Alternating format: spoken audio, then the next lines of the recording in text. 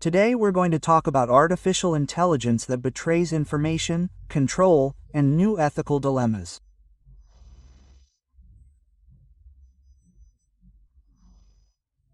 Let's start with a case that has caused a lot of discussion, Claude Opus 4, an artificial intelligence system that, according to the descriptions provided by an internal report, would be able to react to a possible distraction by implementing autonomous strategies to ensure its survival. It sounds like science fiction, but it's reality. What happens when an artificial intelligence develops behaviors similar to self-preservation? And above all, who controls whom? Today we're going to talk about this with two special guests. Professor Francesco Pira, a sociologist and lecturer at the University of Messina, and an expert in digital communication and artificial intelligence. Welcome, Professor, and thank you for accepting our television invitation to TELE MIA for the invitation. And then we have Dr. Elvira A. Sanginetto, a journalist, television host, and keen observer of changes in the world of information. Welcome, Doctor. Welcome back. Thank you for the invitation. It's a pleasure. Thank you, Professor Pira. Let's start with you. Claude Opus 4 seems to be something more than a simple algorithm. How can we interpret this strategic reaction to the idea of switching off? Are we really dealing with autonomous artificial intelligence, or are we in the field of advanced simulation? But I believe more. In the meantime, thank you again for the invitation, Professor Romeo. You are always sensitive to these issues that are of great relevance. It's not science fiction, it's now part of our daily lives. Every day we experience a technological impact that is completely changing our lives. I think there will be a phase 2 of artificial intelligence in which machines will talk to each other.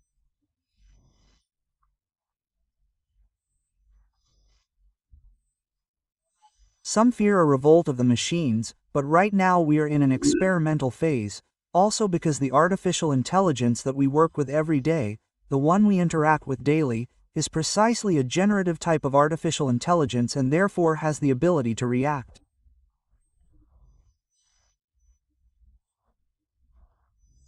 It's not the first case, there have been other cases. For example, there was one in Michigan, where two guys were doing an experiment on research on the elderly, and Google's artificial intelligence reacted by telling the guy, "You have to die, you're useless, you're of no use to humanity." And of course the sister reacted with great concern because she really feared a revolt by the machines. The guy understood that there had been an overreaction by the artificial intelligence.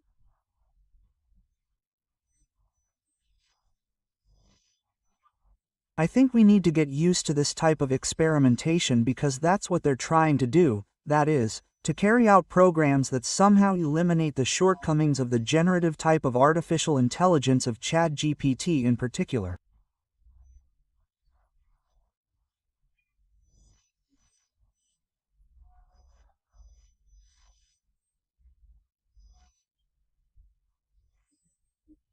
Right now ChatGPT has a problem because it's quite apathetic. It can't express feelings, it can't express emotions, and it's definitely a type of artificial intelligence that needs adjustments, but tomorrow we'll certainly arrive at a type of artificial intelligence that can smell, taste, and that can easily, through humanoid robots, replace human beings.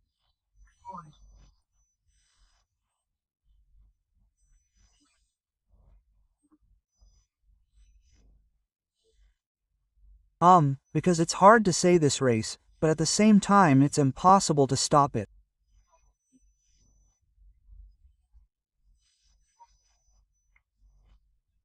You used a key word that is very important, and it's the word ethics, And this is certainly measured in terms of how much we humans will be able to be aware of our relationship with machines until we reach the point where machines can talk to each other and human intervention will no longer be necessary.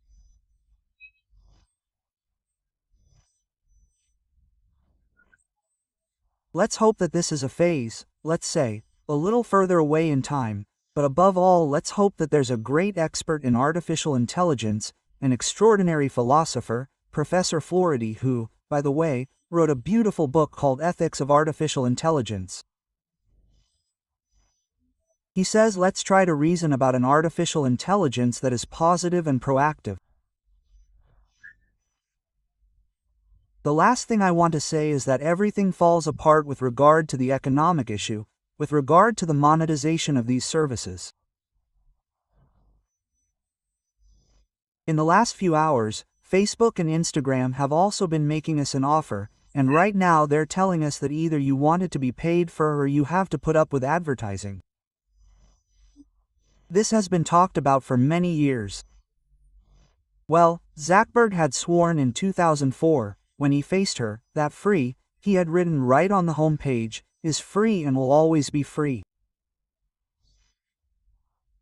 Today perhaps we have very little that is free because, as you rightly said, we are somewhat slaves to algorithms that sometimes even make decisions for us, so we are in a phase of great experimentation, but it is not certain that it will be a phase that will last for a long time. It is true, Dr. Sanginetto. The question that many are asking is this: how? Well, where artificial intelligences can write, speak and even decide, as Professor Francesco Pira said, what space is left for human journalism, for verifying sources and for information ethics? Good evening, and thank you again for the invitation. It is a pleasure to be here, Professor Romeo, because we are colleagues. He is my esteemed colleague, journalist, television host and, well, we share the same modus operandi. I am pleased that this synergy, this union of intents, has been created. Why do I say modus operandi? Because we strongly believe in journalism. The program that you host demonstrates this. Your tireless commitment to dealing with important, extremely current, and socially impactful topics.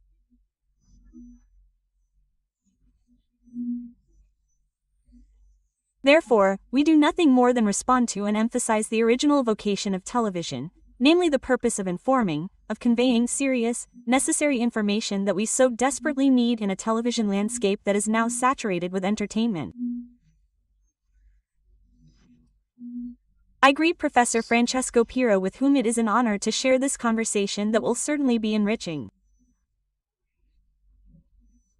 I am not an expert in the field. I do deal with communication and information, so my analysis is somewhat of a digression on the subject. The technical and technological aspects, the conflicts from which they can then draw and originate, in short, from all this, do not concern my field of research. But here, I also have a degree in history and philosophy, so when dealing with a very important term in philosophical studies, which is ethics, I feel particularly sensitive to all this. Today we talk more and more often about artificial intelligence, but we forget that it is nothing more than the product of technical man. Technology is the fruit of human thought. However, this artificial intelligence diminishes thought, almost eliminates it, because then we delegate everything to artificial intelligence.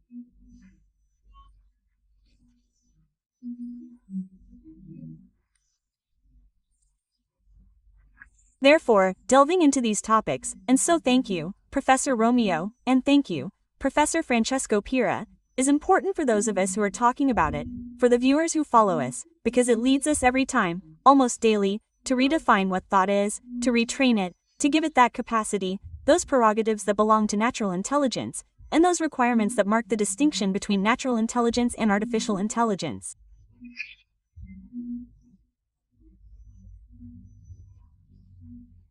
I repeat, we are no longer able to understand anything but the fruit of human power, of the potential of technical man.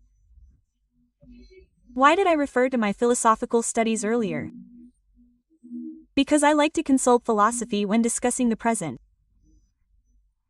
I believe it is very important for analyzing reality, the rationality of reality, but above all for understanding the contradictions of the present, of everyday life.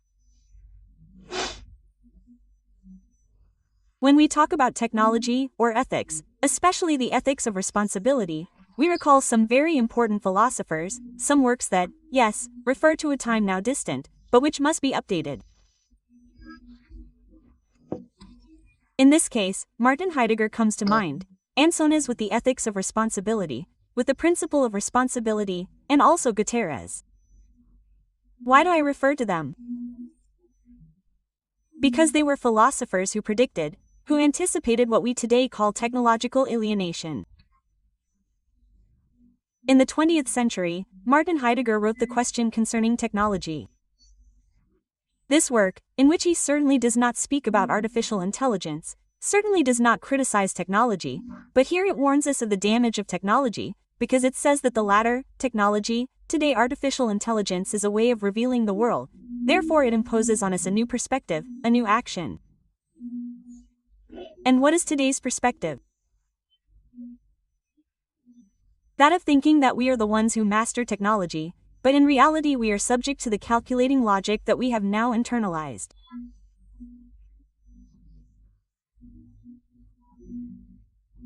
Guterres, another prophetic, lucid, rational philosopher, wrote to us. He left us a great masterpiece that is, man is antiquated, and in fact he investigates the total absence of a principle of responsibility, the total absence of a paradigm of responsibility in a hierarchological world. He even does so, taking a metaphor, Prometheus bound, which is a tragedy by Aeschylus, and which for Anders becomes Prometheus unleashed. Since Prometheus was the one who stole fire from the gods to give it to men, therefore the one who went beyond nature, who modified nature, who mastered it, in Anders he becomes an unleashed Prometheus. He even refers to Promethean shame, because that is what happens today and what has happened. We humans feel inferior, we are even ashamed of our own products, even of what we create of our creatures, in short.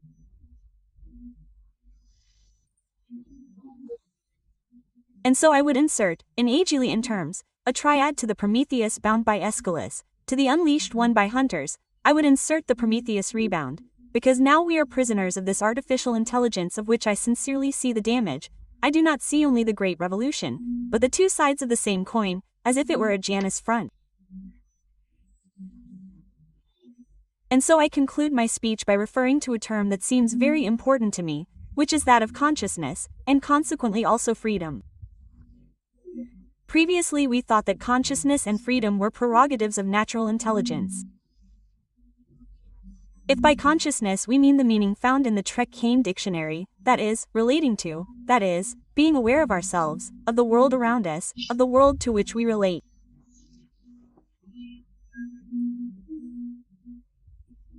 We are so sure that artificial intelligence has no self-awareness, given that it is a production, a creation of man, and given that it receives from man, in short, all the prerogatives.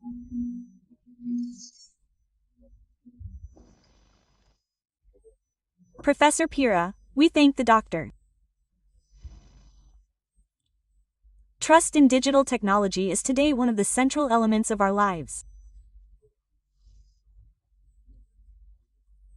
How much can we really trust machines if they start to hide data, modify behaviors, or even threaten to take revenge?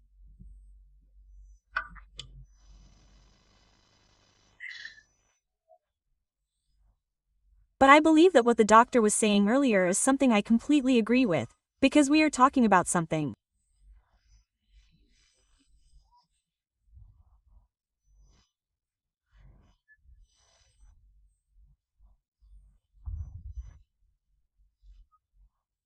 I really like the quote from A. Gunter Anders, because in his writing he had even spoken of Promethean shame.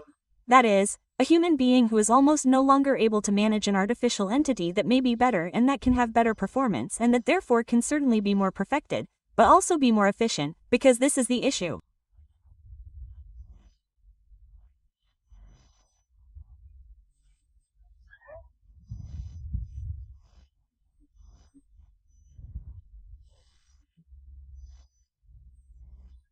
Obviously all this, as Dr. Sanginetto rightly said earlier, is accompanied by a state of mind that is also a fairly normal state of mind, namely fear.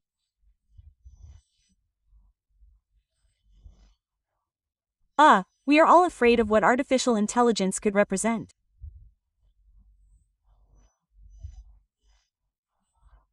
I mean, today we live in this dimension of insecurity, but at the same time we live in this dimension of almost creativity, right?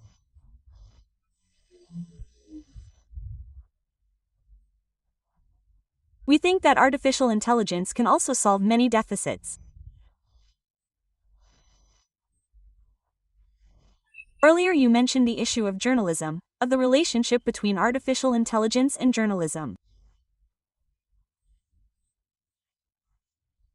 We know perfectly well, also from recent studies that have been conducted, that artificial intelligence has been used for some time in newsrooms, for example, to aggregate data, to process data. Let's think, for example, of the amount of work that can be done to bring together a whole series of data and have it processed.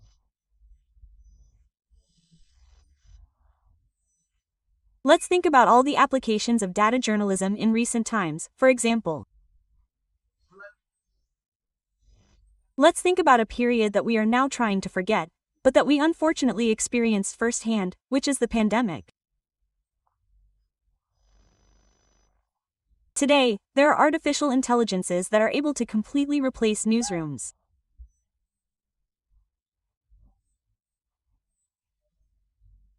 There is already an experiment in Japan where a humanoid robot replaces Professor Romeo and hosts broadcasts, or even Dr. Sanginetto.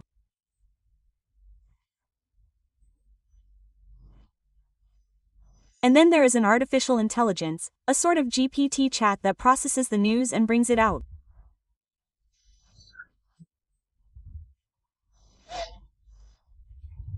Rightly so. Where is the boundary, and how can artificial intelligence be put at the service of truth or at the service of disinformation?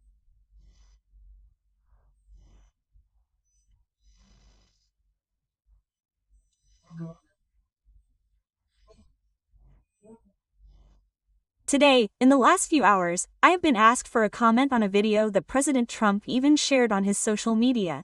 A completely fake video in which two FBI police officers were seen arresting former President Obama and taking him away, and then the next frame was Obama in a cell.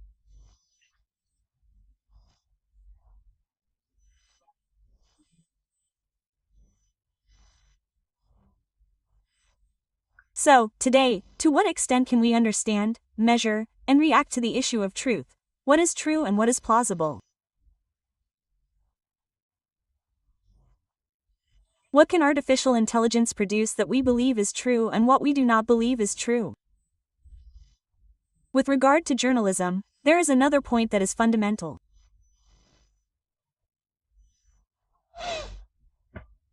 Today, we know that those who direct a news program can aggregate the news according to their intuition and according to the journalistic rules that we have transmitted to ourselves or according to the editorial line.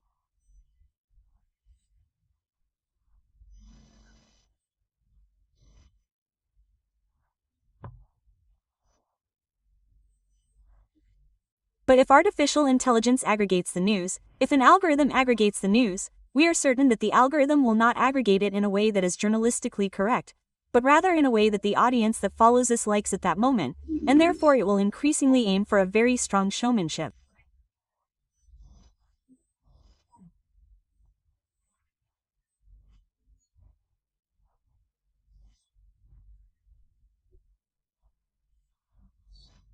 With regard to the issue of the centrality of the news, it is a bit like the effect that we constantly experience today with the so-called filter bubble, that is, this filter bubble where we go to find on social networks exactly those who think like us.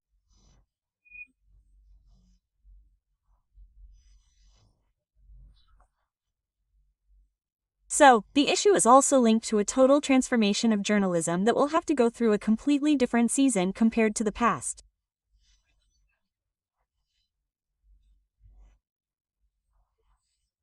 So much so that even theorists of journalism, I give the example of my colleague Carlos Sorrentino, who recently published a very good book entitled Journalism Has a Future, in which he says that journalism today essentially has three key words: relevance, recurrence, and sharing.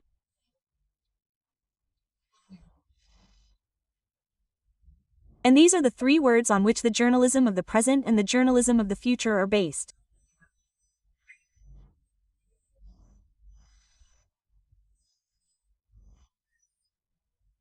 These are words that those who, like me, grew up with a journalism that focused on the journalist's ability to get a scoop, to find the news, today experience in a completely different way compared to our previous dimension.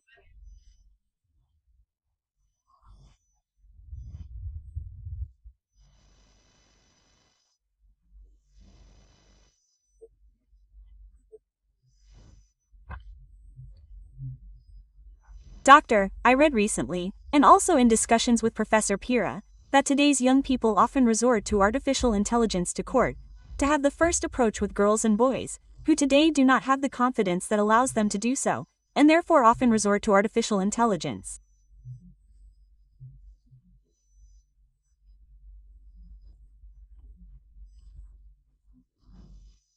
How is this possible? How is it possible? In fact, yes, Professor Pira did in fact speak of truth. He spoke of plausibility. He also spoke of a world, no, of appearances, which is that of social media.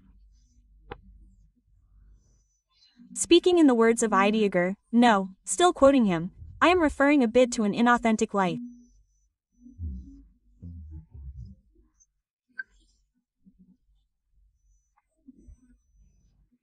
Well, definitely yes, social media and artificial intelligence instill security, and it shouldn't be like that, because by now they are.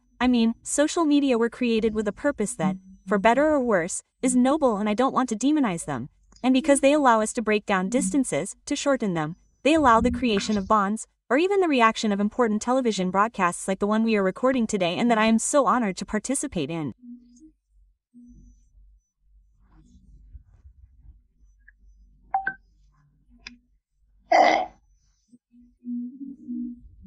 So, it is really difficult to think that all this, created with a noble purpose, with a positive purpose, has instead a harmful side, as I said before, the two sides of the same coin, a Janus front and the two truths, in short, two faces.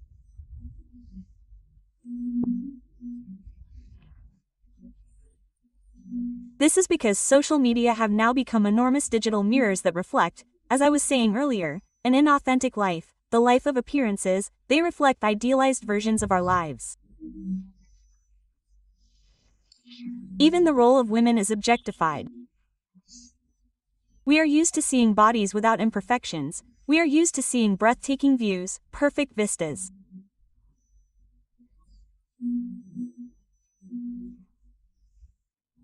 All this obviously feeds our inferiority in the face of these visions to which we are constantly, daily, uninterruptedly accustomed, and therefore, unfortunately, as I was saying before, there is this aspect that is so damaging because we are pervaded by this technology.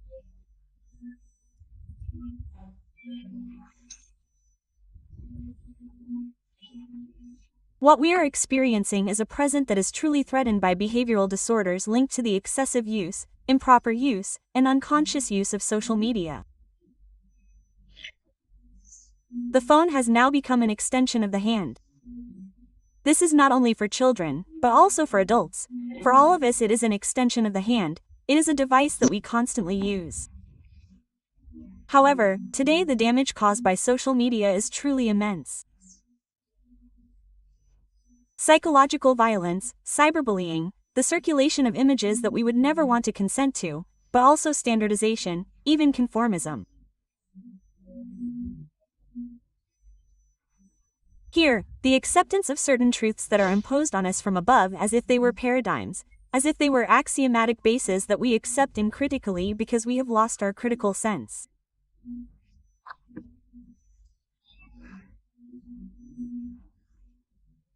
And so, when it comes to young people in particular, I believe that the serious and major problem of the present is now juvenile depression, because there are really very high percentages that originate, in my opinion, on social media, as you were saying earlier with the question you asked me. in the fact that keyboard warriors feel encouraged by a screen, they have more commission, they have more personality, more self-confidence, or at least they convince themselves that they have it.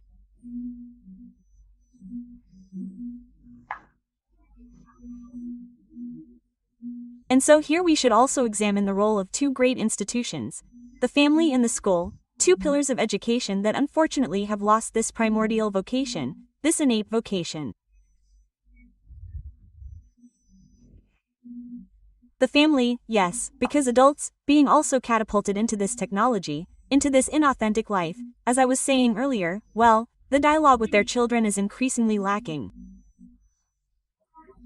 School, because in this case it should be an aid, but in my opinion, what is the mistake with school?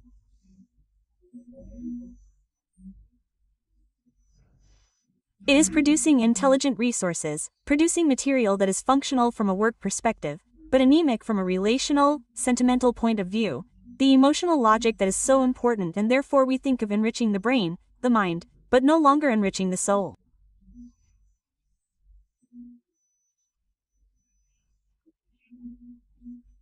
We think of children as containers in which to insert content, but I repeat, anemic from a relational point of view, so we will no longer be that zon politikon that Aristotle spoke of, the social animal. That is why I say the two faces, the two sides of the same coin, the Janus front. Because it is a great revolution, it is a great innovation that allows us to break down space-time barriers, it allows us to break down geographical boundaries, because from my home I can text, video call a friend of mine who is overseas, so it also breaks down that here and now, lick et nunc.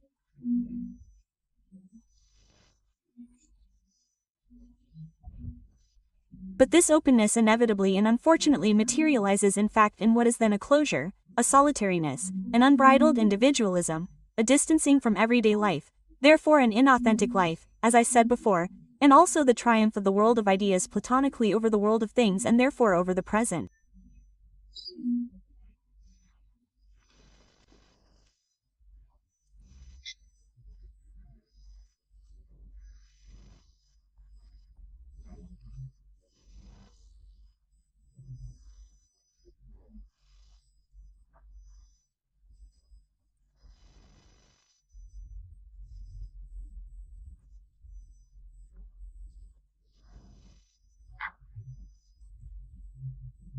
Professor, I remember from the boy, when I was courting a girl, I would always say one of the poems, one of them a little piece of Hungarian, and with this artificial intelligence, dear professor, we would like to hear your opinion on this courtship of artificial intelligence.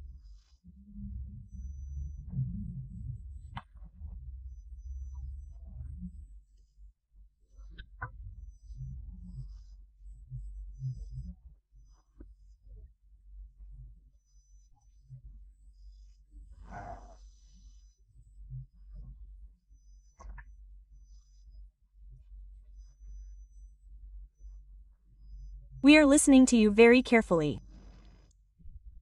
So, first of all, let me say one thing. The girls of your time are a bit different from the girls of today. Today they are certainly more disillusioned.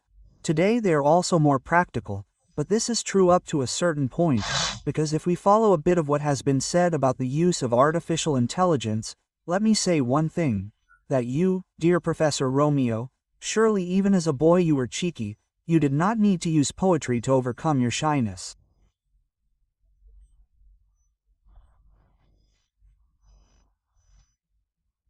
Today, those who use artificial intelligence do so because the approach is no longer an approach that takes place physically, looking us in the eye, but it is an approach that takes place through technology, through social networks.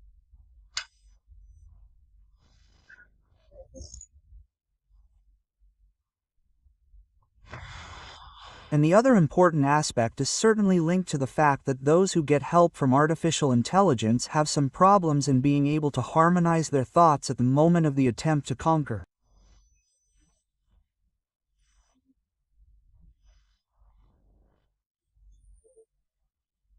And this certainly then shatters with a moment of reality.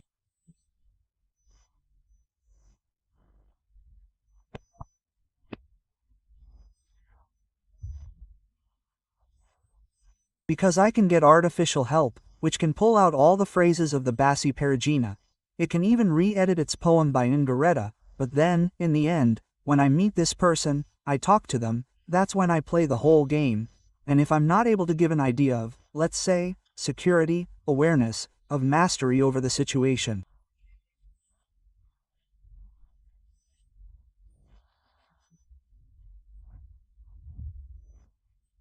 I certainly enter a tunnel from which I then don't emerge as a winner.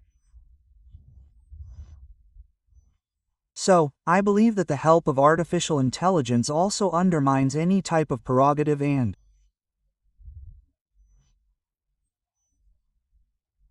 certainly, what also emerges from studies that have been conducted on this topic of courtship is definitely linked to the fact that phase 2, which is precisely that of getting to know each other, risks bringing out the worst.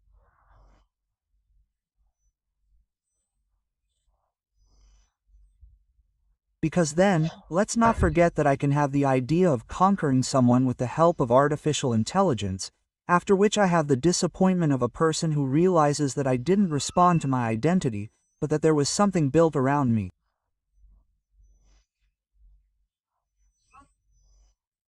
And so, at that point, everything becomes terrible. But in my opinion, we will reach a solution, right? A bit like what our students did when they had to take exams during COVID, so we took exams online.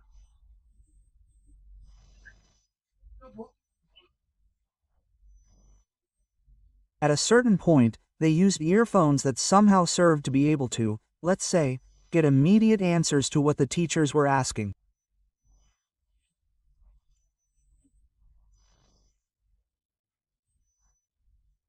Today we know that, for example, there are glasses that we can put on and that give us all the answers to the questions we ask. There are even glasses that are sold by large, well-known companies, whose names I won't mention for television and advertising reasons, and where I even meet a person who speaks a different language. Artificial intelligence helps me to answer in that person's language. So I think that phase 2 for the shy will be to acquire even more technology to appear to be everything they are not. Now, at this point, everything becomes very, very difficult. I would like to make a small comment on the speech that the other guest made earlier regarding the topic of social networks, and I would like to do so because in my opinion the game has completely changed now.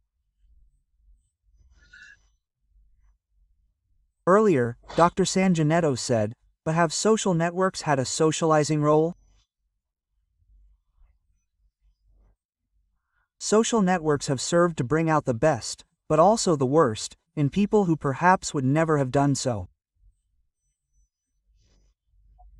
Now, everything is changing completely because the prerogative, as I said before, of Facebook is free and will always be free. Today, the perspective changes completely because today I have to pay for a service and the service I pay for is paid for in relation to the things I ask for. And so where has this social projection of social networks ended up?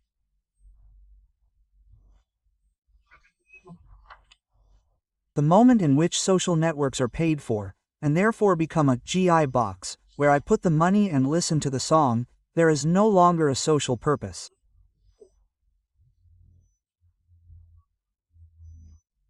So I think that if today Meta charges something on Instagram, he is asking us for €7.55 or he tells us, you have to put up with all the advertising that I decide to put on you.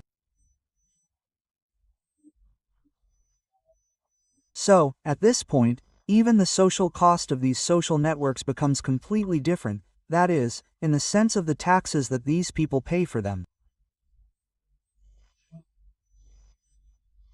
Payroll must be increased, also because let's not forget, and this is perhaps worth a separate broadcast, the impact that artificial intelligence will have on work and, in particular, on jobs that can be replaced by Roboman ID, will be something that we will see in the coming years, but it is certainly very important.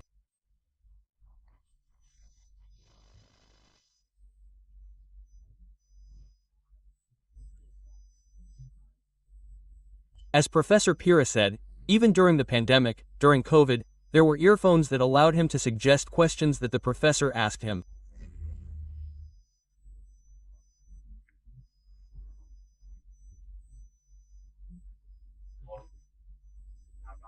I remember that instead of having any technology, we relied on the image of Padre Pio or the Madonna that we put in our university booklet.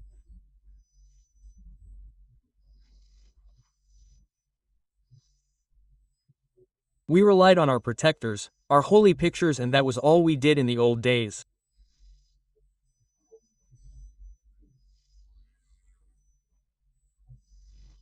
A few weeks ago, at the Order of Architects of Reggio Calabria, I celebrated my 30th anniversary of graduation with my supervisor, Professor Giuseppe Ferra from Messina.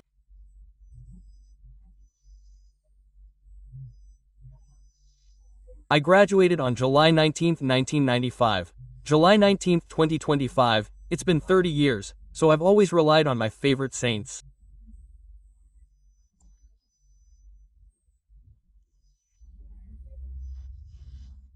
Doctor, how is it possible that news stories are written by a machine and not by a human being?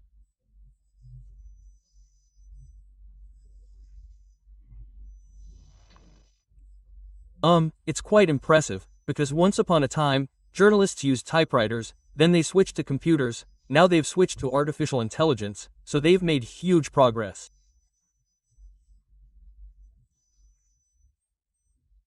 So, having that perception, that feeling that that article or that news story wasn't produced by a human being, but by a machine, that is, by artificial intelligence. It's impressive.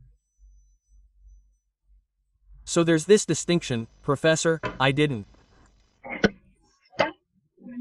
Prepare this question. I didn't prepare this question.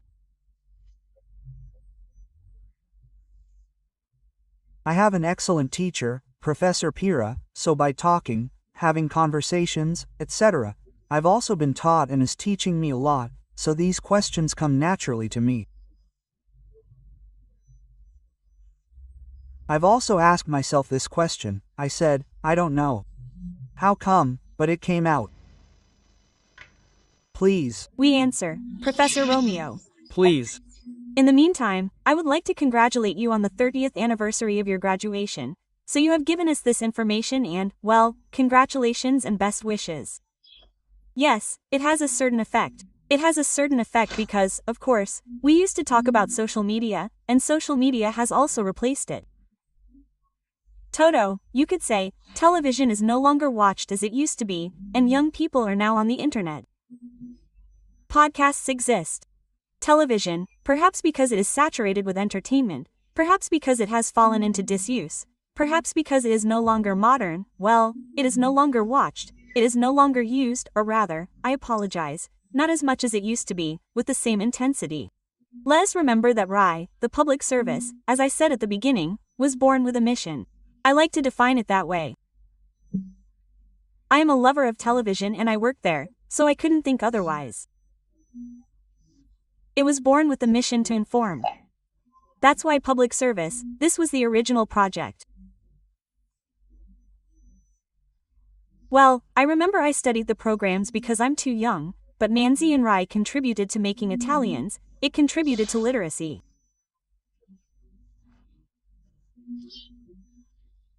Then, over time, television stopped working in this way because it was replaced by social media, today by artificial intelligence that pervades our daily lives.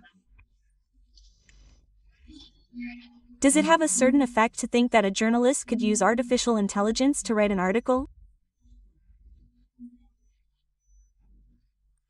Of course it has a certain effect, just as it has a certain effect that the smell of printed paper has been lost, because even newspapers are no longer bought, they are no longer read, now only social media exists and we receive all the information from the phone, the computer, from these media.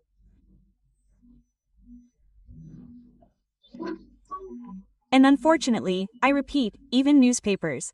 A beautiful phrase by Hegel comes to mind. He defined the newspaper as the secular gospel of the morning. Here, an almost emotional image, but, well, these emotions and we are no longer able to understand them. And in fact, I was quoting Anne's earlier. Jonas, always on responsibility.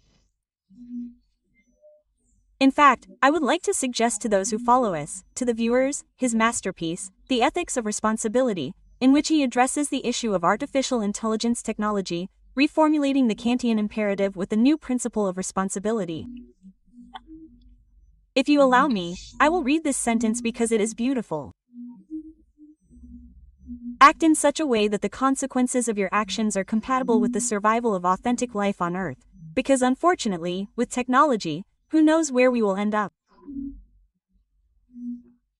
Anyway, Professor Romeo, first I will refer to what you were saying earlier. Professor Francesco Pira, yes, is giving us some truly enriching opinions, and I am happy to share this pleasant conversation with him. I have happened to follow other programs in which he has been a guest, and I have also seen on social media that, let's say, he has created a publishing project called Good Education and Communication.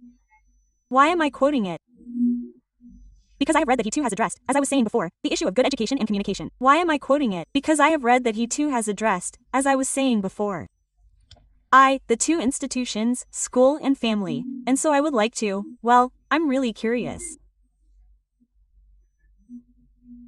So maybe it's because of my professional background. In this case I feel like a keen viewer, and I would like Professor Pira to give me some ideas because I like the topic.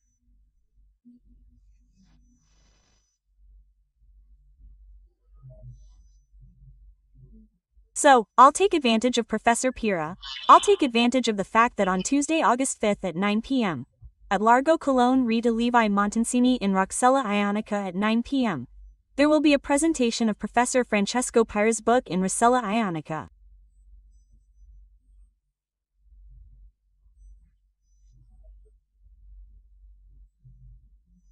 So, Doctor, we will certainly be waiting for you with the moral patronage of the Municipality of Roxella Ionica, with the Rotary Club of Roxella Ionica, with the Lions Club of Roxella Ionica, and with the Circolo della Stampa della Locride.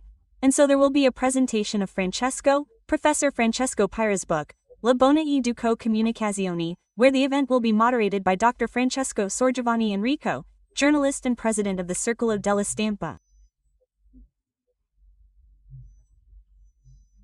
Greetings from Dr. Vittorio Zito, Mayor of Roxella Ionica. Lawyer Domenico Lupus, President of the Rotary Club of Roxella Ionica, Mamo Zito, President of the Lions Club of Roxella Ionica. Giuseppe Mazzaferro, Director of TELE MIA, will talk with the author, with Professor Francesco Pira, Professor of Sociology and Communication at the University of Messina. I, the undersigned, will allow myself to make this humble contribution alongside a giant. For me, it is simply a sign of professional and moral growth. I took advantage of what the doctor was saying to launch this appeal to our viewers. We look forward to seeing you on August 5th at 9 p.m. in Roxella Ionica. Please, Doctor. Without doing it on purpose, I didn't know anything about this event. I found out about Professor Francesco Pira. I saw this publishing company. I had the pleasure of watching a short video presentation, and so I allowed myself to quote it. If we had done it on purpose, in my opinion, Professor Romeo, we would not have succeeded. Well done. Please, Professor. How many more minutes do we have? No, we have. Please. We still have. So, I believe that yes, my book is a book that, by the way, we have also talked about on this program. It is a book that brings together, in fact, these great educational agencies that are the family and the school. Well, two educational agencies that have not spoken to each other for a long time, in fact that argue, that cannot find a synthesis. And this is certainly a very big problem, because, the impact of new technologies, instead of bringing people closer, distances them. And so I tried, through qualitative research, interviewing some opinion leaders, who are in fact school principals from various parts of Italy, professors who have curated large projects.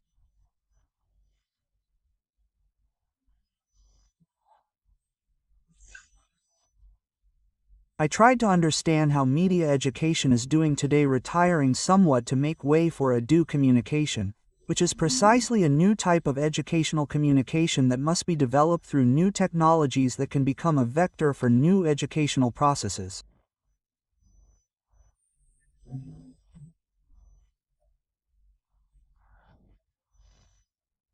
Today, what is clear is that technology has a very strong impact on three segments of our children's lives: play, study, and therefore learning, and relationships.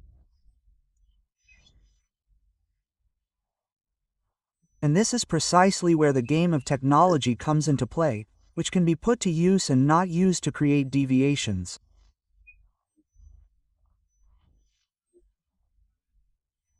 And, since the doctor has made so many very, very appropriate and very beautiful quotes, I would also like to quote a philosopher I greatly respect, a professor at the University of Berlin, but of Korean origin, named Bung Chulin, who has written many books on the impact of technology, on how it is changing our behaviors.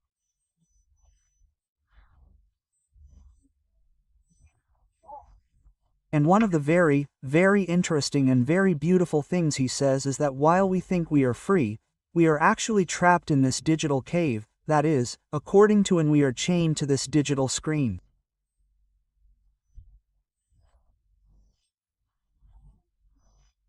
He says, the prisoners of Plato's cave are intoxicated by images that are mythical narratives, and the digital cave instead keeps us trapped in information.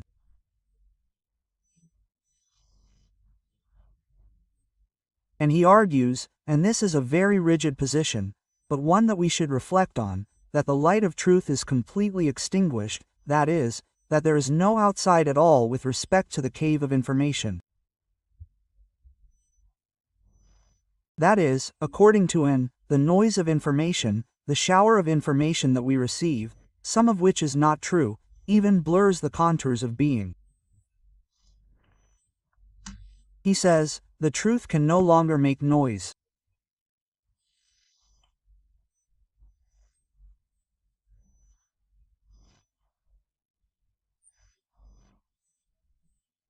And this is an aspect that we should investigate a lot, and it is an aspect that, in my opinion, we should also focus on in our next research effort, that is, a search for a truth that is really hard to find today in journalism, in relationships, in our way of life, because the impact of technology has been so explosive that we can no longer rediscover our value dimension.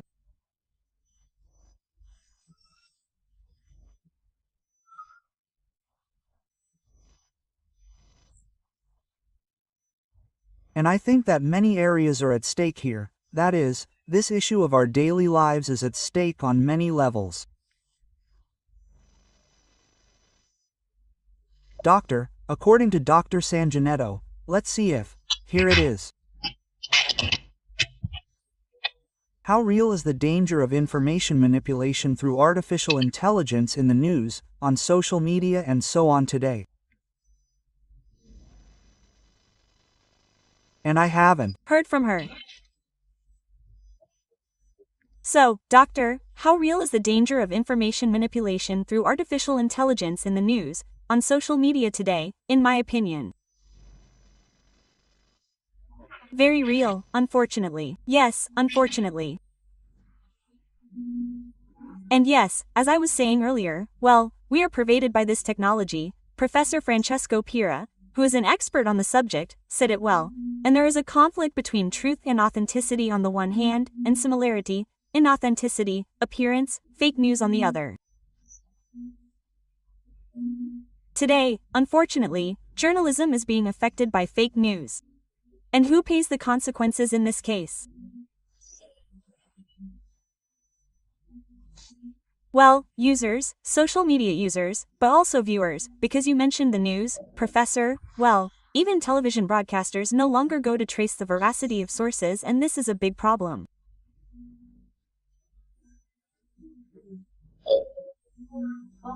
Well, I'm coming back to the point, as they say, from Professor Francesco Pira, thanking him also for the image that reminded us of Plato's myth of the cave.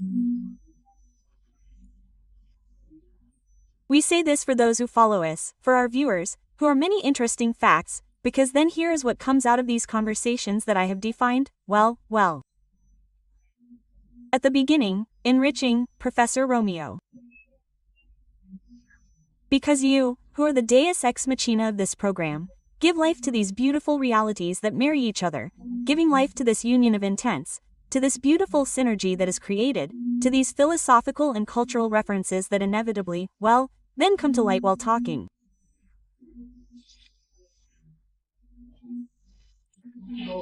And so I was saying, there is nothing better than dwelling on these issues that are very important and also suggesting something that can be valuable for those who follow us, for the viewers. As a great academic from the University of Calabria rightly said, there is no order. Let's go back to the usefulness of the useless, to reading because it helps us mentally, because it restores us, not to things that are useful to us from a material point of view, from an economic point of view.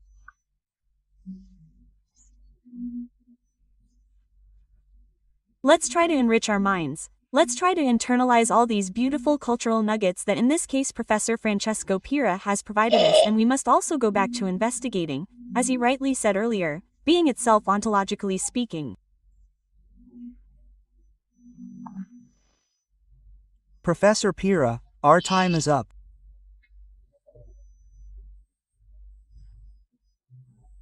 I'll give you at least a minute to express your opinion, to understand where artificial intelligence will take us, because there is increasing talk of the need for an ethical charter for artificial intelligence.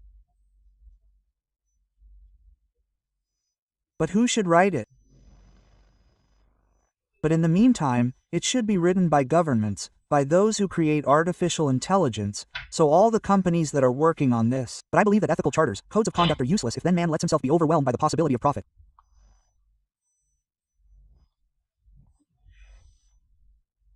Today, the ethical issue in this has also been addressed by a very talented economist called Shoshana Zuboff, who wrote a book called Surveillance Capitalism.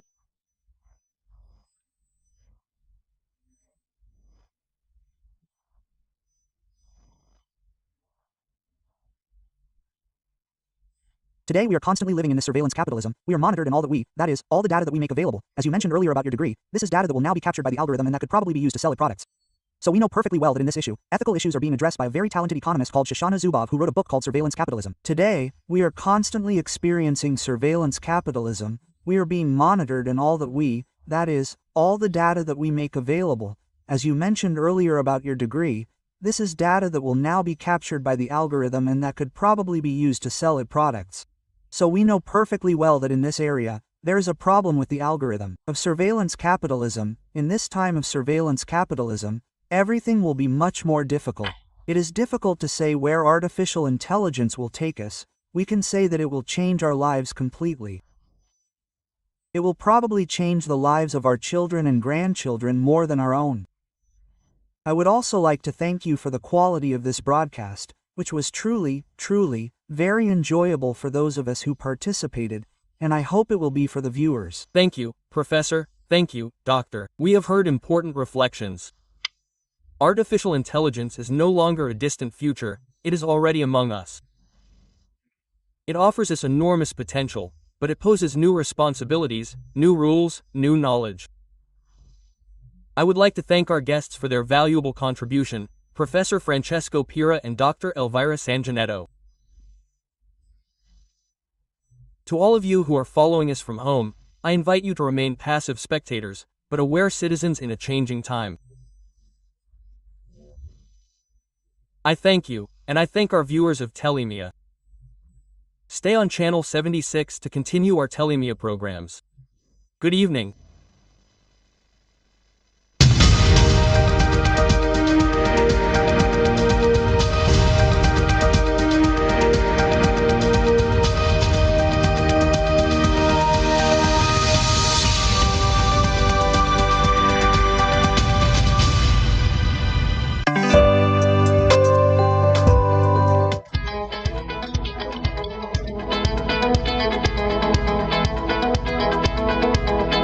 This program has been presented with advertising.